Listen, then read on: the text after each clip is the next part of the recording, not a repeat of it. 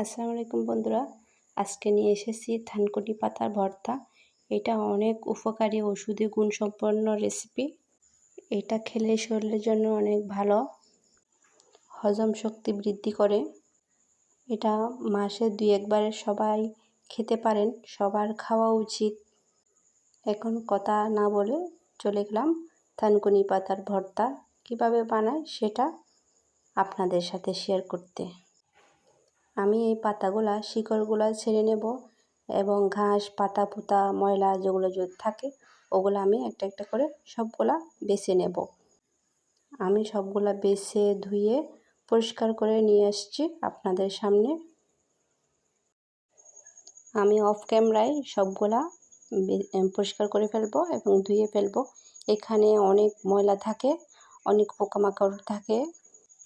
আমি পরিষ্কার করে অফ ক্যামেরায় সবগুলা কুচি কুচি করে একদম ছোট করে করে কেটে ফেলবো।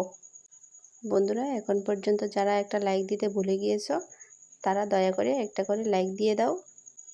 তোমাদের একটা লাইক একটা কমেন্ট আমার ভিডিও বানাতে আগ্রহ বাড়ায়। তোমাদের সুন্দর সুন্দর কমেন্টগুলো আমার ভিডিও বানাতে মোটিভেট করে। আর আমার চ্যানেল যদি কেউ নতুন ভিজিট করতেছো তাহলে সাবস্ক্রাইব করতে ভুলবা না। দেখুন বন্ধুরা, আমি কুচি কুচি করে কেটে নিয়ে আসছি, সবগুলা কেটে ফেলছি একদম ছোট ছোট করে। আমি এখানে দিয়ে দেব একটা পেঁয়াজ কুচি। আমি অফ ক্যামেরায় কয়েকটা শুকনো মরিচ ভেজে নিয়েছি, এগুলো দিয়ে দেব।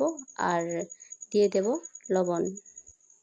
এই ভর্তাটা বানাতে বেশি উপকরণ লাগে না, একদম কম উপকরণ দিয়েই হয়ে যায়। এখন আমি শুকনো মরিচ পেঁয়াজ লবণ সব একসাথে মথে নেব। এগুলা হাতের সাহায্যে মথে নিতে হয়, কোনো ব্লেন্ডার বা পাটাতে বাটলে ওগুলা স্বাদ লাগে না। হাতের কারিশমা দেখিয়ে এই ভর্তাটা বানাতে হয়। সবগুলা আমি একসাথে ভালোভাবে মেখে নেব, একদম হাত শক্ত করে মেখে নেব। বন্ধুরা, আমার ভর্তাটা রেডি হয়ে গেছে। আপনারা দেখতে থাকুন, অনেক লোভনীয় হয়েছে ভর্তাটা। আপনারা বাসায় ট্রাই করবেন।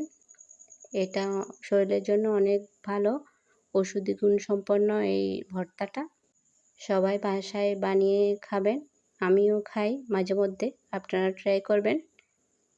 সবাই ভালো থাকবেন, সুস্থ থাকবেন। আল্লাহ হাফেজ। আজকের মতো এখানেই বিদায়।